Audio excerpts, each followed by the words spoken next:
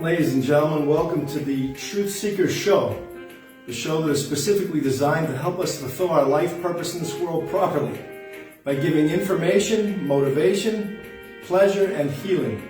I am your extremely humble servant and host for the evening, Self-Appointed-Rabbi, Eliezer Karp. I'm just trying to help you. Please accept it with love. I'm giving it with love. Accept it with love. I'm trying to give you the whole Torah and all the truth that I know with the intention of trying to finally please God in this generation by fulfilling the purpose for which He created us once and for all. We can do it, let's do it. Okay, guys. I'm here in New York, upstate New York, and it started to snow today. Wow. Flakes were coming down on me. It was really interesting. Haven't seen that in a very long time. And it was refreshing. And I guess, I don't know, I never really missed the four seasons, but I guess I'm going to get them whether I like it or not. But they're okay. I mean, it's okay. And you got to face the elements and battle the elements and maintain homeostasis and stability while battling these elements and still doing the same stuff you would do, I guess, when it's warm, but now it's cold. Now it's not warm. Anyway, so we're going to start the Ksuvim. I'm so excited. We finished the Chumash, the 5 books of Moses. We finished all the prophets, the early and late prophets, early and later prophets. We finished them all, went through them all. You know, all the concepts, all the issues that were brought up, everything. Isn't that beautiful? Now we're on the Ksuvim, the writings, okay? Now, the writings contain, so we start from book 14, right? Because there was 13 books from the 5 books of Moses, that's 5 books. Then you got another 8, I suppose, from the early and later prophets. And then now we're on book 14, which would be Tehillim, the Psalms. The P is silent. Psalms, or maybe it is, actually maybe it's said, Psalms. That's in English, but it's Tehillim. These are the Psalms of David. And then we have 15, which is Mishlei, which is Proverbs.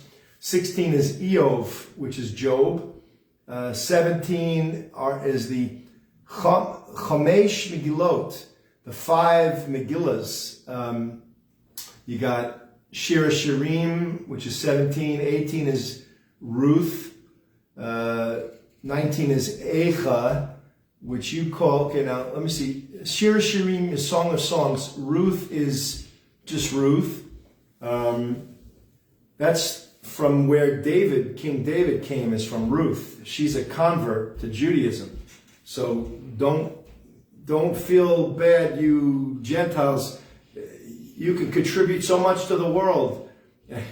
And if you converted, who knows what could come from your seed. It could come from you, and then from your seed as well. So have high hopes to do great things. I guess I'm just going to be a little honest with you. I'm a little... What's the word? I'm feeling a little challenged. I'm very challenged because I took care of my father and my mother, and I trusted Hashem, the name, God, and I trusted Him that He would take good care of me. And even though I was pushing 60, I started this when I was taking care of them for probably since I was 50-ish or more. At least 10, 15, maybe 20 years I was taking care of my parents. I lost count. Used to have hopes and dreams. I don't have any hopes and dreams anymore. Although, I think I should get married for God's sake, to put it in any way you want to hear it. So I thought Hashem would bring me my wife before my birthday. And my birthday's January 6th. I thought I would be married before I turned 60. And at least live the next half of my life I'm supposed to get 120 years, right? Or we could be immortal if we fulfill the 10 steps in immortality, right? 10 steps in immortality, real quickly. Know the purpose of life. Know the 7 obligations for all Gentiles. Know the 613 obligations for all Jews. Make every action an obligation-fulfilling action. Use the 14 steps to holiness and helping people on each one of those obligation-fulfilling actions. You got to look up those 14 steps. I gave them to you. They're from the Ramchal, Rabbi Moshe Chaim Luzzatto. He wrote a book, but it's actually this other rabbi from the Gemara. He based the Ramchal, Rabbi Moshe Chaim Luzzatto, based his book on this other rabbi's. I think it's Pinchas Yair, something Yair, I think his name is, and he detailed steps to reach holiness. Okay, I'm trying to take those steps. I put them in here so that we can reach immortality, which it's part of that. So use all those steps, and the first 5 are Nasa, V'nishma. We will do, and then we will hear and understand. So this is how to do. Know the purpose of life, the 7, the 613. Make every action an obligation-fulfilling action, and use the highest levels on each action. You know, you can make every action a meditation. Okay, so hold that. Then you got understanding. So the first thing is master the 48 requirements to acquire Torah understanding. They're the 48 ways to wisdom. Rabbi Noach Weinberg once made a series on those, and they made a big impression on me. They're listed in the Mishnayos in Pirkei Avot. I think it's the 6th chapter, 6th Mishnah. And it lists out 48 qualities you need to know in order to master the Torah and to understand it. So master those 48 qualities, then understand the Torah, then link to God. Because you know, if you know His will, you know Him, right? If you know His will, that's why I'm racing to learn the whole Torah, because I want to know who He is and what He's all about. I can't believe He would want us to kill animals. I can't believe that He would want us to bring sacrifices and stuff like that. I don't know. It's just a little beyond me. He's so loving and gentle, I feel. I can't believe He'd create us and then want us to kill each other or kill ourselves. Or it just doesn't make any sense to me. Forgive me, and that's my own sensitivity, from my orientation. It's born out of my orientation to life. Thank my very dear, good parents. My mom and dad had good hearts. They wouldn't want to hurt anybody. They just wanted us all to live in peace and love each other and everything. And they're meticulous about how they would like to be treated, how they wanted to be treated and whatnot, whatever.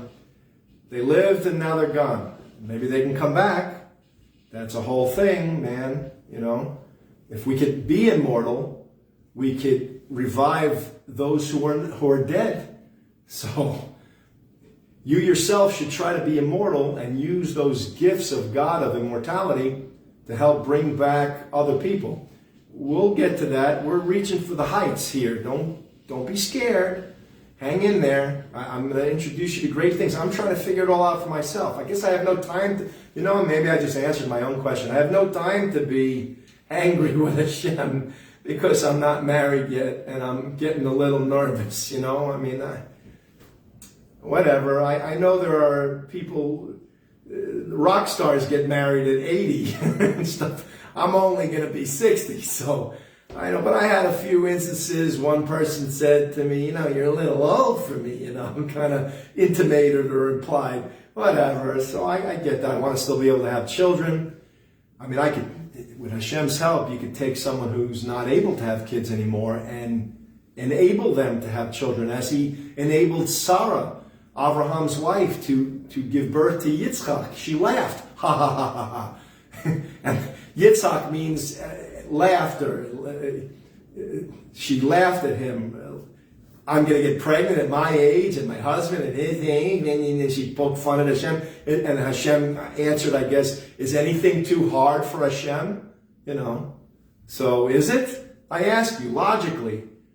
We can do great things. Don't be limited by your mortal understanding of, and your secular understanding of life, open your mind, like Bruce Lee said, open your mind like water, open your heart like water, make yourself water and drink yourself.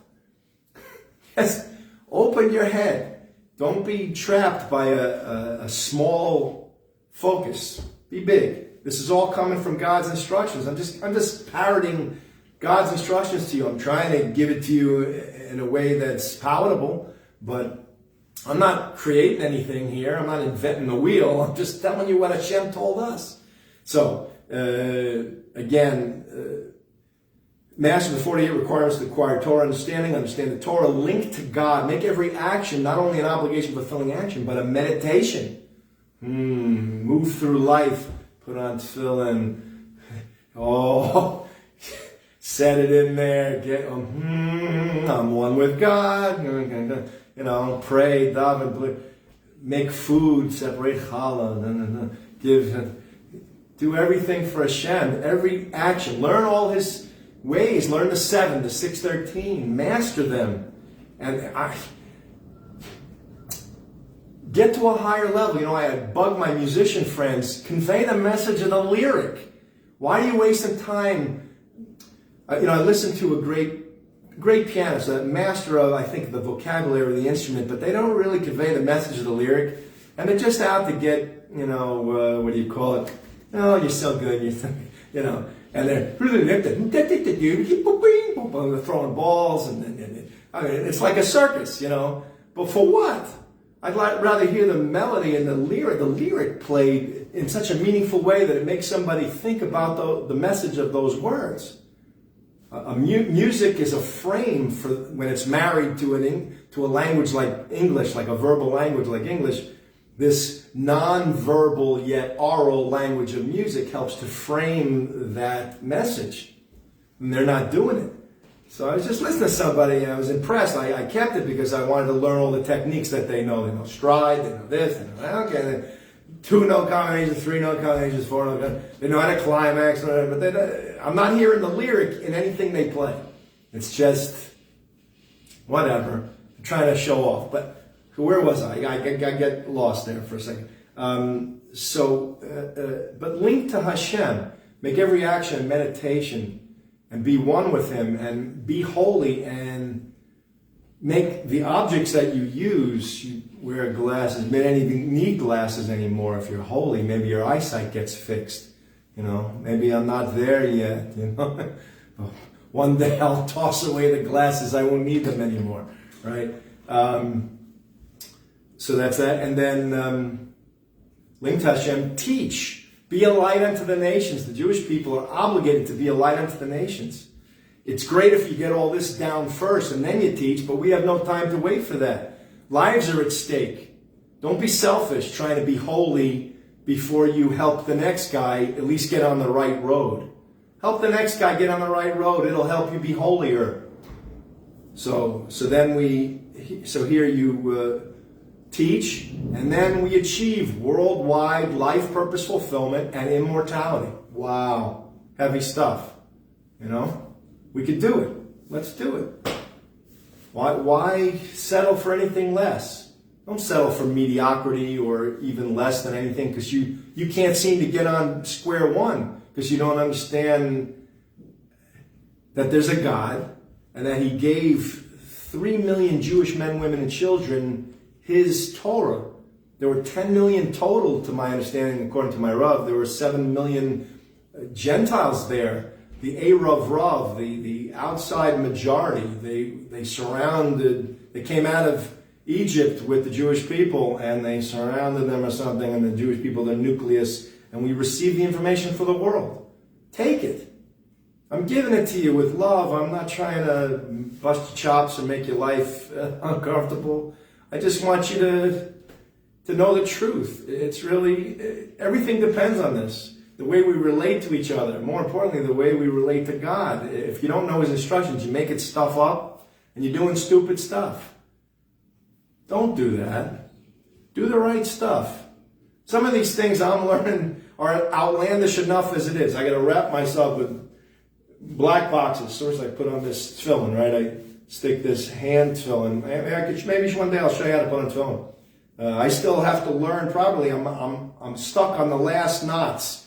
And me and my Rav are going back and forth a little bit with him. But I can't move onward because there's something bothering me. I want to finish the whole Torah first. But you put it on here. You hold it right there. You say a bracha on the hand. To my knowledge, you wrap it 7 times, hold it around your wrist, then you put the head on, and you say the bracha there, then you tighten the head down, the knot has to, I keep my hair short so that the tefillin can lie right here and touch kind of almost like my scalp. I probably maybe even should be bald if I were really bold. If I were bold, I should be bald. I don't know. I got to think about that. Don't quote me yet.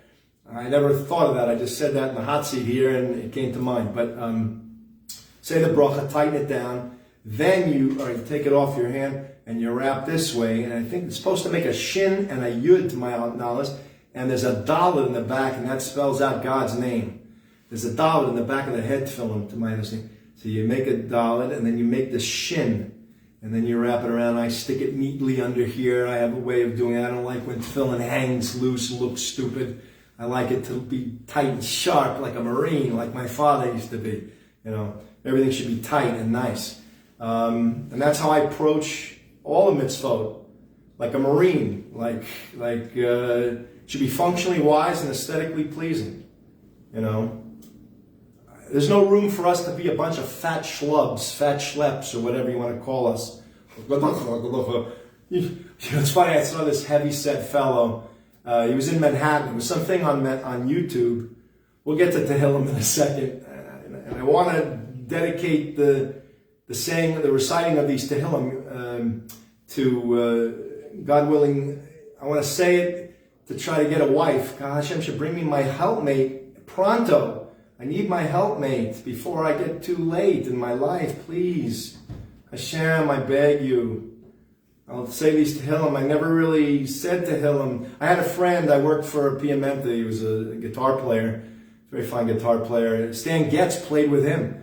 And very melodic guy, taught me all the Middle Eastern stuff. I was talking to someone today and how he taught me. I was talking to a Taimani, a Yemenite fellow who I met. We started chatting, and he's a singer. And I was telling him I played for Yossi. He introduced me to Yemenite music, Kurdistan tunes.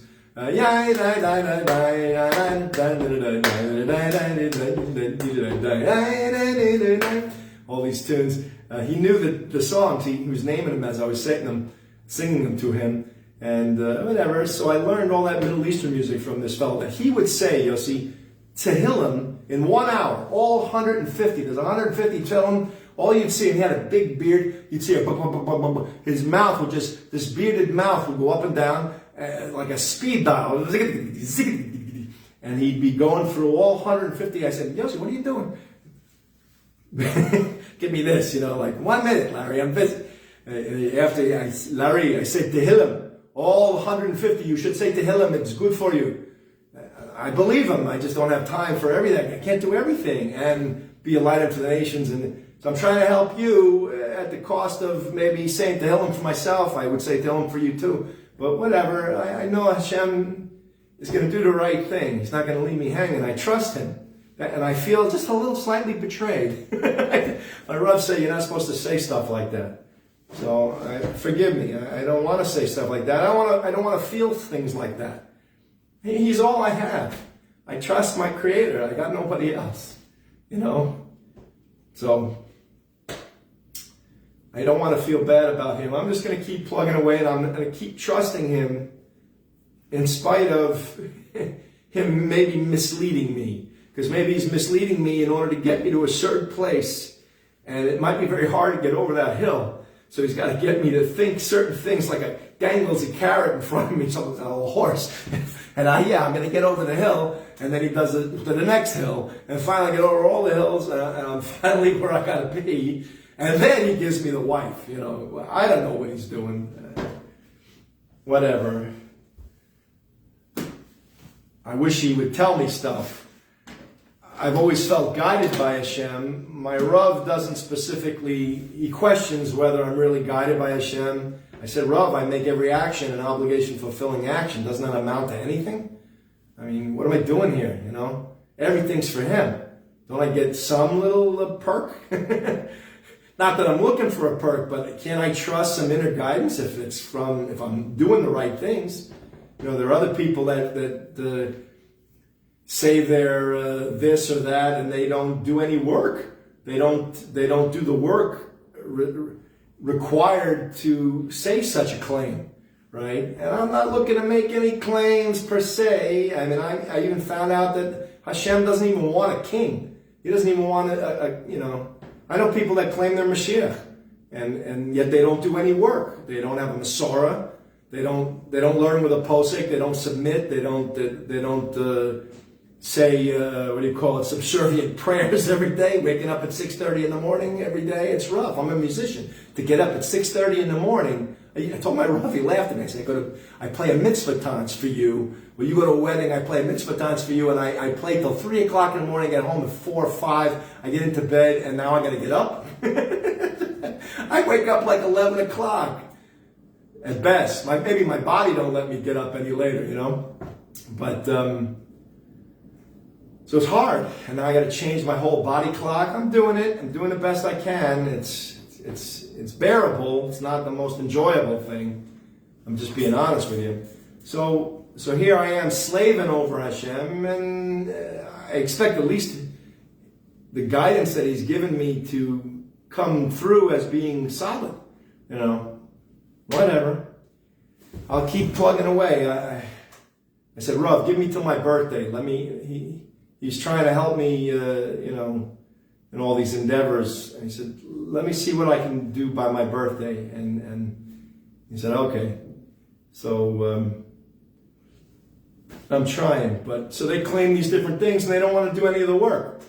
You know, so that's why everyone's questioning of you. They think, this guy's not really for real because he's not doing any of the work. You know. Oh, so that gets me to my story. So I saw this heavy-set religious guy. I guess he was either Hasidish or he could have been Litvish. He was kind of heavy. And he's walking in Manhattan or somewhere, and this young black guy comes up to him and says something like, he's dressed like he's got a tank top on. I may have had a head garb or something. He says, we black people are the real Jews. And I was like, I've heard those guys before. A question came up in shul about a week ago when my Rav was talking about something from his book. He wrote a book of all Rav Feinstein's questions and answers. So some question came to Rav Feinstein, and it came up someone who claimed to be Jewish. Anyway, so this guy, but he was a little arrogant about it. You know, he wasn't trying to.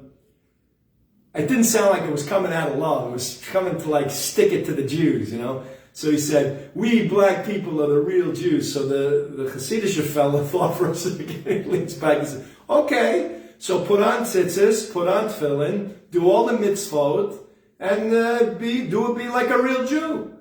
And the guy was like flabbergasted. He didn't know what to say, you know. And he went, but we're the real Jew. Okay, great. You want to be a real Jew? Okay, put on the things. Do everything from the Torah, from the Bible. Do everything that it says to do. Fulfill all the commandments. And he's right, you know. So this guy, he was like taken aback. He didn't know what to say. He wanted to stick it to him. Hey, we don't care. You want to be Jewish? You can choose to be Jewish. You can convert. What a system Hashem has where you could choose to be chosen. You know, don't be angry at us. Don't be jealous. You want to be chosen? So choose. Choose to be chosen. I added something. I said to my Rav, I said, if I were there, I would have said something else. I would have said, not only that, but you go from, you want to experience racism, and now you want to experience what it feels like to have anti-Semites on your back as well. I mean, you want racism and anti-Semitism? Okay, and you want to do all the mitzvahs. Have fun.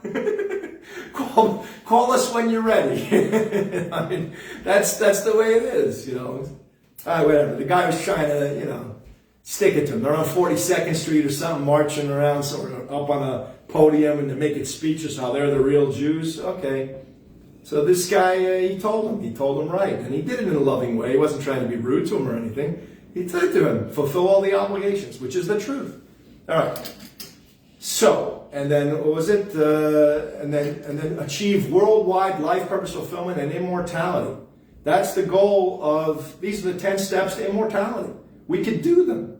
I just learned them. They're all from the Torah. I just put it together. I enumerated them. I found out about the Rambam. He wrote the 13 principles of faith. And my Rav was talking about something in shul about that. And I said, he said, you get death if you don't, I forgot what it was. For one of them, and I said, Rav, do you get death for all 13? And I think he said, yeah, like the Rambam enumerated these 13 things that you'd be labeled an apikorsis, someone who's against God and Torah or something like that. Look that word up. Don't quote me. I'm just saying it off the cuff. But check out those 13 principles of faith. That's what you have to know. Probably Gentiles should know them too, because it's the truth. These are true descriptions of the reality. But maybe only Jews get punished if we do not accept these 13 principles of faith, which are probably enumerated throughout the Torah and the Gemaras, and the Rambam just delineated them. And these are the ones you'll be called an apikorsis, so you'll get death or something if you don't fulfill these. Don't quote me on the death part. Now that I'm thinking about it, I think he said that you'd be labeled an apikorsis. I don't know if you get death. Maybe he said that. I don't remember. I'm sorry. I got so much Torah coming down me, in my head, onto me. I just can't. I can't soak it up enough. I can't be a sponge that big. It's too. I'm so tired. I find myself I lay down for a second. I'm out. I'm out for and I got to keep forcing myself to wake up. It's terrible. Plus the cold weather don't help any. You feel like you want to go to sleep. All right, so here we are. We're on Tehillim. I don't know how many we'll get through today. I remember I got to go to a class at 3, so it keeps these shows short. I remember I played a jam session in Manhattan. Ted Kirsten was the trumpet player. I said, keep it short, man. Keep it short. When you solo, he had like 50 horn players. He said, keep it short, man. He's right. Have respect for everybody. Keep it short. So I'm trying. I don't want to make these shows too long, and that's the name of the game here. All right. So all right, we're on Tehillim. Okay.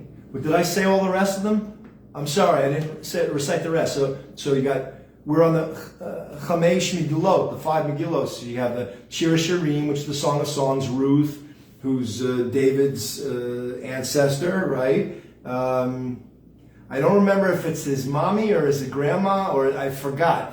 Forgive me, that's why I'm staying away from it. But then you got Echa, which you call Lamentations. Then you got Koheles, which is, wait a second, there's Canticles. I don't know which is Canticles, what you call Canticles. I think Echa might be that, or Lamentations. Koheles is Ecclesiastes. Koheles. I think that's what King David, Shlomo HaMelech wrote, I think. I think Koheles was Shlomo HaMelech, King Solomon. I think he wrote that. Because he also wrote Mishlei. I think Proverbs was written by him too. I have the authors written down. Maybe they're here. No, I didn't. Oh, yes, I did. Okay, excuse me. We'll get to it in a second. Then you got Esther, Queen Esther, the book of Esther. So those are the five Megillos, right? And so 17, 18, 19, 20, and 21. And 22, you got Daniel. And then you got 23 is Ezra and Nehemiah, 2 books, right? Ezra and Nehemiah. And then you got 24 is Divrei Hayamim, which is, you call Chronicles, not Canticles, but Chronicles. It's kind of like, I think it's like a recap of the kings and all kinds of stuff there, if I remember correctly. We'll get to it. All right, but we're on Tehillim right now. So now we're on the Psalms of David. All right, let's plow in. So let's see, we got here, this is still a written law. We're in the Ksuvim, which is the writings, which is text number 3, right? Chumash, Nevi'im, Ksuvim. Then we're in book 14, which is Tehillim, in the whole order of things, right? Okay, so we are on Tehillim number 1. Now, let me tell you this first, just give you a little background, because I once noticed this, but I didn't get to check it with my Rav yet, but there seem to be divisions of the art here where it's 10, 20, 30, 40. So after, sometimes it says it in the Psalm who wrote it. But these, to my understanding, I'll double check with my Rav as we get more into this, but these Tehillim, now, the Chumash was written, the 5 books of Moses were written by dictated to Moses by God. The Tehillim, the prophets also are prophecy. They're lesser prophets than Moses. Moses was the greatest prophet. The other prophets were lesser prophets, but still prophets in their own right. So they received prophecy from Hashem. We've been through all those prophets, you know that. So you saw how they spoke. Moses knew God very closely, like someone knows a friend. I don't know if it was face to face. I think Moses asked to see God's face, and God turned around or something and showed him the back of his head and showed him the tefillin knot on the back of his head. So Hashem wears tefillin.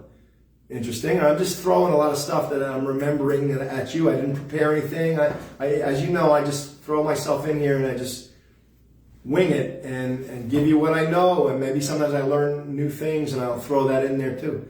Okay, so those are the prophets. And the writings are a little lesser level, but that might be Ruach HaKodesh, maybe, I think David HaMelech had Nevuah.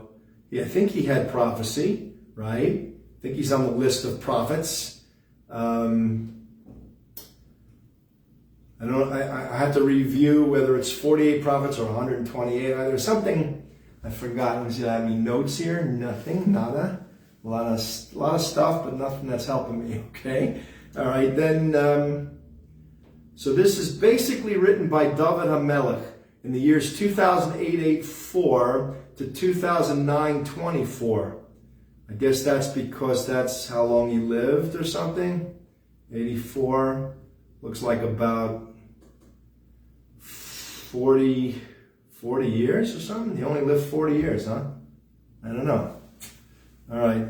A lot of questions. I'm sorry I'm not providing such great answers. My Rav, boy, he's sharp as a tack. He knows a lot of stuff. Sometimes he doesn't know stuff too, He'll tell you what he doesn't know. He'll say, oh, that's a very intriguing paragraph there, or sugya, and he'll just do the best he can, which is what I'm doing at my level. I'm just trying to be a light unto the nations to give you guys the truth.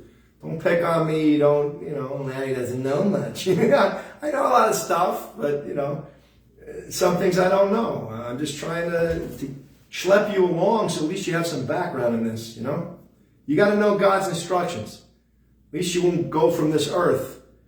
You won't die from this planet not knowing that you at least read through God's instructions first, one time with Larry. If I get that much out of you, I'll be happy. I would like to get you to fulfill all the obligations properly on the highest possible level so that you're holy and getting the highest level of reward to give God the ability to give you the reward He wants to give you, not for the sake of receiving it yourself for selfish gratification, but I elevate you to the highest level where you're doing it just to give God the ability to give and try to please Him. That's why I was talking in the other show that we're here to please God, and it's bittersweet sometimes because I'm used to so many pleasures in life. Food, this, that. I'm not getting nothing. I barely get, if I start to get pleasure in food, He rushes me. Or he always has some little way to knock out the pleasure, to temper it, to do something so that, whatever.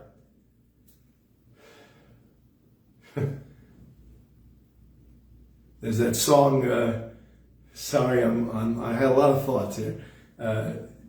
Second-hand rose, second-hand rose. She says, there's one line in there, she says, even Jake the plumber, he's been married before, right? Had the nerve, no, even Jake the plumber had the nerve to tell me he was married before, so it kills the pleasure. She's secondhand rose. She gets everything secondhand, nothing brand new, no pleasure in it. She gets a car with a kind of engine. All my cars are always like old, and I never get any pleasure. I never riding around in like one of those. I see all these guys riding those white, What's those ones? It's a Cadillac. I don't know if it's a Cadillac. I forgot the name. Escalade. Oh, they got an Escalade. Or they always got nice cars. Be careful if you get a reward in this world, then in the next world, you got to be careful. My Rav said something to me I think a week or two ago about somebody, if you see them, these Hollywood celebrities, sometimes you see them getting all these rewards and everything. Living the high life, massages, $50,000 suites at a hotel, per night, or whatever it is. If they're getting all these perks here, can you imagine, it's like what they're going to get in the next world? God's just giving them everything here so he can be done with them. And then, because he's got to have someone making money in this world so that it looks like people can earn, or else no one would be motivated to earn. They look at the celebrities and go, oh, wow, look what he's got. I want what he's got. So I'll work hard for it. So it teaches you to work hard. And then when you learn from business how to work hard, you apply that to Torah. Okay, I can fulfill all 613. I'll work hard. You got a work ethic. You know what I'm saying? Once you develop that work ethic, a lot of us have developed that work ethic. Some have not. I feel sorry for you, and let's help you get the work ethic so that you can work hard. But a lot of my friends have work ethics. Lawyers, doctors, musicians, they know how to practice. They sit for hours practicing. That cold method, I don't know that guy's name, I forgot the guy. There's this little sticking method. Wow, to get all that stuff down, takes a lot of work. All right, I said a lot. How many of these we're going to get through, I don't know. Okay, there's 6 sentences in chapter 1, the first Tehillim. Okay, the first Psalm. 1:1. Chapter 1, verse, let me see, chapter 1, how did I do this? Okay, right, so chapter 2, right, okay, so it's 1:1. Happy is the man who does not walk in the counsel of the wicked, nor stands in the way of sinners, nor sits in the seat of the scorners. But did I finish? Divrei Hamim, I said 24, right? Let me just make sure I said everything to you. And I said this is written by David HaMelech, gave you the year. But a lot of them are him, David Melech, but there's some that are written by other people. You'll see when we get to it. But it was all compiled together. Why, I don't know yet. Maybe there's a Gemara that I have to read to know it. I finished Bava Metzia. I didn't even make a singum. Wow, I should make myself a singum. But I'm on Zvachim now. Now I'm on the same that the Daf Yomi is on. So I'm going to start cooking, do a chapter a day, God willing, or more, and finish hopefully soon. And they're doing a page a day, and I'll hopefully know the whole thing. In my way of doing my studying, I hear my Rav talk. He's very yeshivish, and he knows it's all peppered with those yeshivish words. And sometimes I get lost a little bit because I didn't come from that background. A lot of you got to know those words, but I like my way better. To be honest, no offense to him, I love the depth of what he brings to the page. I was telling him the other day, you say things that I would never know, like Rashi's daughters put on tefillin, or how would I know that? I mean, unless I read it somewhere. But he knows a lot about history too, my Rav. But I know, I just studying it in English, and I'm just using the comma. My sister-in-law always picks on me for using the comma, my brother too. But she's a writer. She writes things, and I always try to tell them, master the comma, because that's how you'll master the Torah. You just set off phrases with the comma, and things make sense. Use the comma as a tool. It's your friend. Embrace the comma. But I'm reading, I had been doing chapter 1 of Zvachim in English, and I heard my Rav already go through pages and pages of Zvachim, and I'm thinking, it seems so simple to me when I read it in English. Maybe in Hebrew and Aramaic it's harder, I don't know, but someone translated it, and then I'm learning it in English. And plus, I'm highlighting everything and moving everything around, so I see the paragraphs, the sugya is so neat and clean and crisp, and I highlight things, so I know, okay, a guy gets death if he does this wrong, he doesn't bring a chatos in the right way, but with the wrong, okay, great. So I see that. My Rav probably does not have that on the page. His page probably looks like Frank Zappa's black page, it just looks like a black page of writing, and it's very hard to discern stuff unless you're highlighting. I used to have a Rav, one of the Schwab families, there was a Rabbi Schwab from the Schwab family. He was just a Rav at the yeshiva, and I used to watch him because he always used these highlighting pens. I said, Rabbi Schwab, what are you doing? He said, I'm highlighting all the key words. I said, wow, this page looked like such a colorful page. So I got the idea from watching him. I'll just use today's technology and highlight everything, and it comes out so beautiful. One of these days, God willing, I got 5 more Masechtas left of the Bavli, and I finish. I'll, God willing, give you all the PDFs. And you'll see all the work I've done on every book of the Torah, and you will now realize, wow, this is digestible, this is palatable and digestible. And I was talking to my Rav, we took a walk the other day, and he had to get some exercise, and he was telling me that, I said, God doesn't want us to not know the Torah. He said, no, he wants us to understand it. So I said, why are we having such trouble on the Zvachim? Well, it's hard concepts, or it's about concepts that we're not used to, maybe this and that, whatever, but everything's understandable. Don't be turned off. You know, my dad was an accountant. He was very organized. He showed me how to approach things and not to get, down about something that you might not understand at first. You just break it down into its parts. He was a Marine. He used to say, we do the difficult first and the impossible later. So get the difficult stuff now, that's what we're doing, and then we'll get the impossible stuff that seemed impossible then, later, which will now just seem difficult then. And then once we got that, we got everything, and everything's easy. Right? My Rav stands there before me, knowing the whole Torah, and I just sit in awe watching him, and he knows all the loopholes and what to do, and this and that. And he said to me I was dealing with a situation, and he said, don't worry, we have plenty of loopholes, we know this, we know that. Okay. So just relax, just go about it, just be yourself, and you'll handle everything. So I said, okay. So he made me feel better, because that's one of the reasons why you study with a Rav. It says in the Torah, Aseh lecha Rav, make for yourself a rabbi, because you need someone from the previous generation who's been through all the Torah and knows everything. Plus he's poskin all these shilas, he's decided all these laws for so many different people, thousands of people. Rabbi Telek, and I had constant calls, and he's experienced.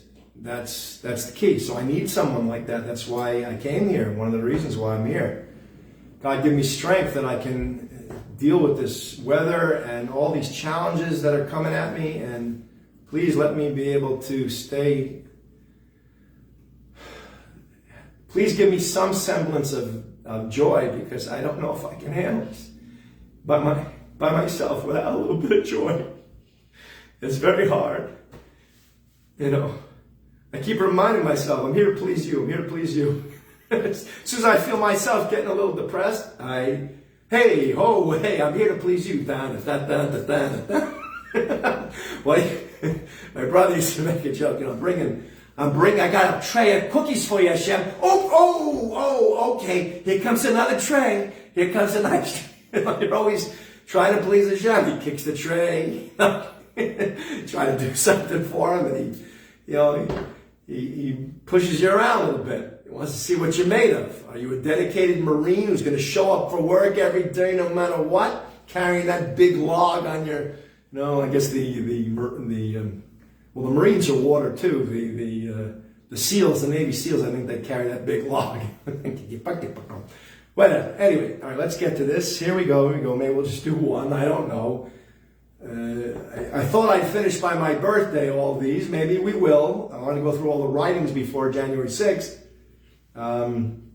If we could. If not, don't worry about it. I'm sure Hashem's got a plan. I got all these thoughts coming out that I want to share with you, inspire you, and help you, and show you that I'm going through stuff too, man. You think this is easy? This is rough. I told you.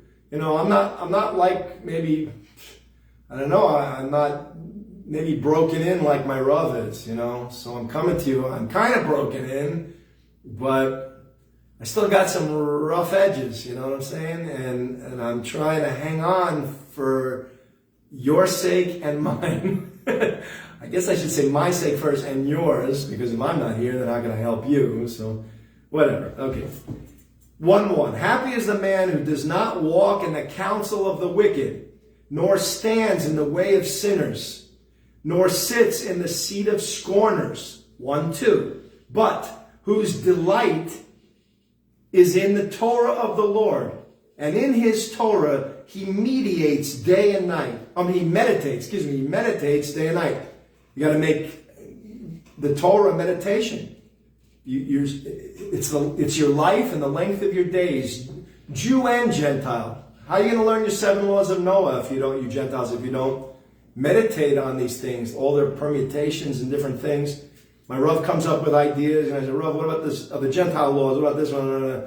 Well, maybe if they did this and here, this would probably work better. He sometimes thinks on the spot, using everything he knows of Torah. Because a question comes at him that he may not have heard before. I don't know. Hard to believe that he hasn't heard it before, but there are some questions that come before him that he's, new to see or hear.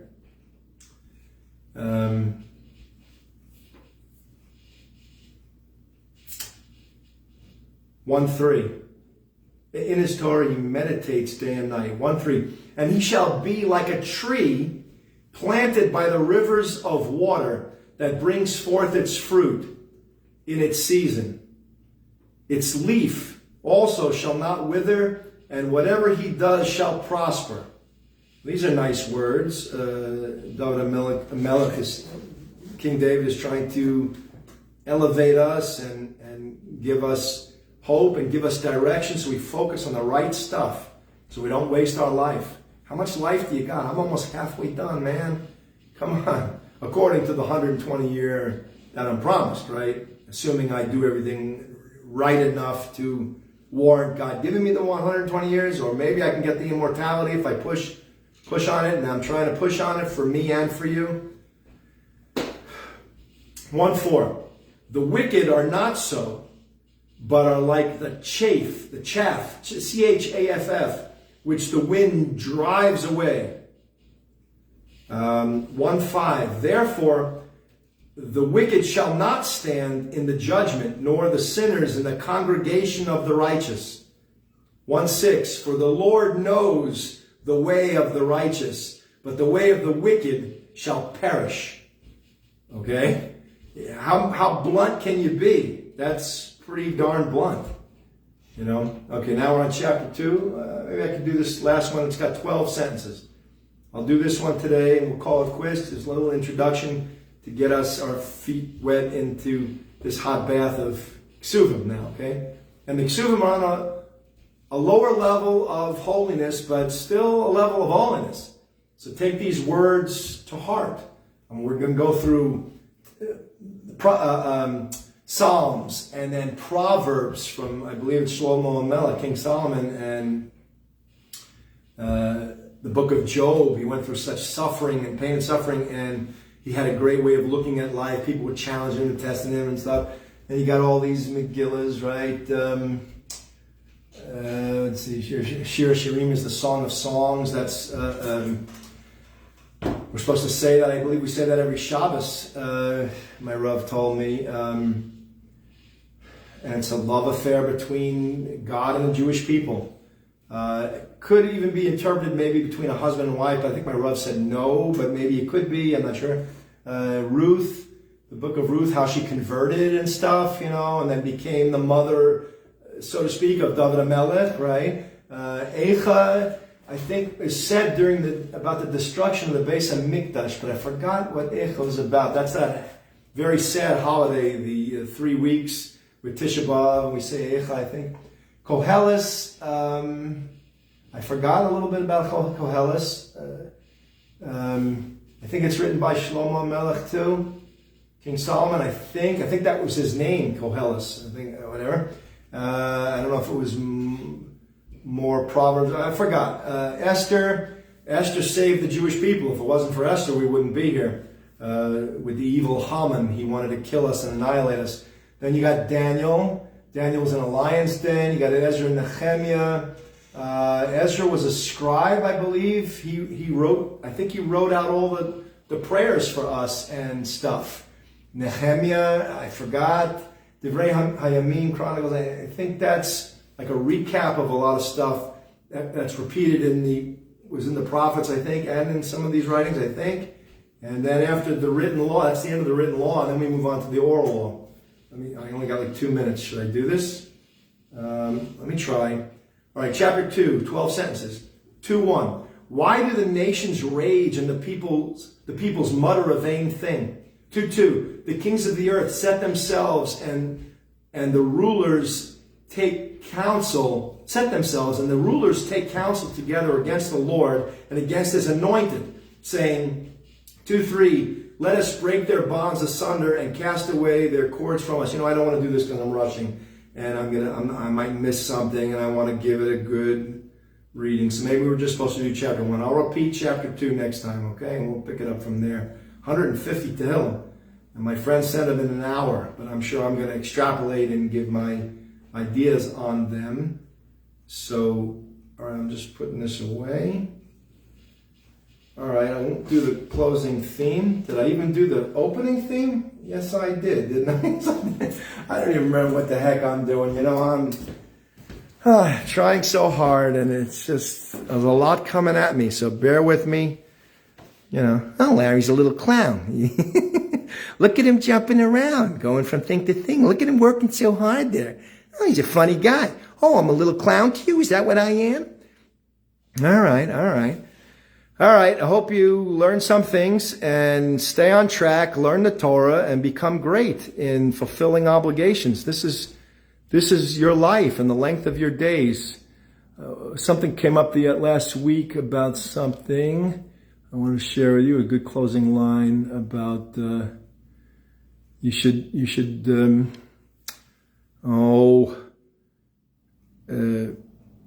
fulfilling obligations is the most important thing on earth. That's what we're here to do. I'm paraphrasing and resumming something that my Rav said, and I forgot exactly what context that was in because it's all coming at me.